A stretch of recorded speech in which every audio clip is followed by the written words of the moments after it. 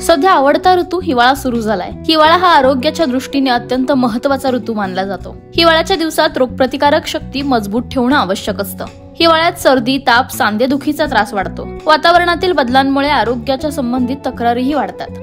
थंडगार वातावरणात आरोग्याची विशेष काळजी घ्यावी लागते। हिवाळ्याच्या हंगामात गुळाचा आहारात समावेश करणं अत्यंत फायदेशीर आहे। विशेष म्हणजे जर आपण गुळासोबत तिळाचे देखील सेवन केले तर सर्दी, खोकला आणि फ्लू सारख्या समस्यांपासून आराम मिळतो। गुळ आणि चणे एकत्र खाल्ल्याने आवश्यक असणारी पोषक तत्वे मिळतात। स्नायूंच्या बळकटीसाठी मुळाबरोबर चणे खाणे फायदेशीर, कारण चण्यात प्रोटीन असते। त्याचबरोबर मेटाबॉलिक रेटही उत्तम असतो, ज्यामुळे वजन कमी होण्यास मदत होते।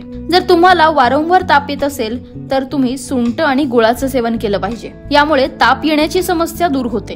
तोंडातून दुर्गंधी येत असेल तर गुळ आणि बडीशेप एकत्र खावे, त्यामुळे दुर्गंधीची समस्या दूर होण्यास मदत होते। हिवाळ्यात निरोगी राहण्यासाठी आपण खास गुळ आणि डिंकाचे लाडूंचे सेवन दररोज सकाळी केले पाहिजे। हे हाडांसाठी खूप चांगले मानले जाते।